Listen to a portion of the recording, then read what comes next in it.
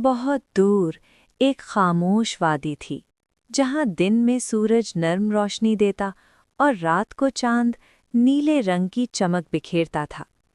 इस वादी को वादिये नील कमल कहा जाता था, क्योंकि यहाँ एक झील थी जिसमें नीले कमल खिलते थे। कहा जाता था, ये आम फूल नहीं थे, ये दिल की दुआएं सुनते थे और टूटे दिलों का बोझ हल्का कर देते थे। इसी वादी के किनारे एक छोटा सा गांव था, जहां एक बुढ़िया अपनी पोती इलिया के साथ रहती थी। इलिया न शहजादी थी, न महल में पली बढ़ी, मगर उसकी आंखों में एक अजीब सी रोशनी थी। जब वो झील के किनारे बैठती, पानी में हल्की लहरें उठती, जैसे झील उसकी बातों का जवाब दे रही हो।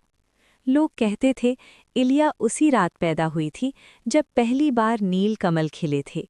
फिर एक दिन वादी पर खुश्क साली आ गई, कुएं सूख गए, फसलें मुरझा गईं और झील का पानी भी कम होने लगा। लोगों के चेहरे मुरझाए हुए फूलों जैसे हो गए। बुढ़िया ने आहिस्ता से कहा, बेटी, लगता है नीलकमल हमसे नाराज हो गए हैं। इसी रात इलिया ने ख्वाब देखा, झील के बीच एक बूढ़ा दरख्त उगा हुआ है, जिसकी शाखों पर नीले चराग जल रहे हैं। दरख्त ने कहा, अगर तुम झील को बचाना चाहती हो तो पहाड़ों के पार जाकर भूला हुआ चश्मा जगाओ। सुबह इलिया ने ख्वाब सुनाया। बुढ़िया की आंखों में आंसू आ गए। ये रास्ता खतरनाक है बेटी, पथरीले रास्ते, खामोश वादियां और अंधेरी सुरंगें। मगर इलिया का दिल मुतमईन था। उसने सफ़र का फैसला कर लिया। रास्ते में उसे एक जख्मी हिरन मिला जो चल नहीं पा रहा था। इलिया ने अपना पानी उसे पिला दिया, हालांकि खुद प्यासी थी। आगे जाकर एक बूढ़ा मुसाफिर मिला जो रास्ता भूल गया था।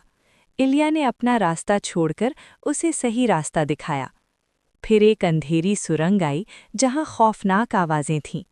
इलिया ने हिम्मत की और अंधेरे में कदम रखा, और अंधेरा आहिस्ता आहिस्ता रोशनी बनने लगा, जैसे हिम्मत खुद चराग बन गई हो। आखिरकार वो भूले हुए चश्मे तक पहुंची, जो पत्थरों में कैद था।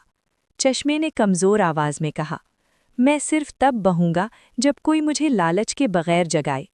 इलिया ने खामोशी से कहा, मैंने तुम्हें जगाने के लिए कुछ नहीं मांगा, बस अपनी वादी को बचाना चाहती हूँ।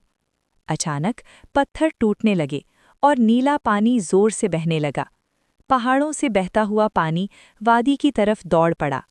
इलिया थकन से ज़मीन पर बैठ गई, मगर उसके दिल में अजीब सी खुशी थी। जब वो वापस पहुंची, वादी फिर से जिंदा हो चुकी थी।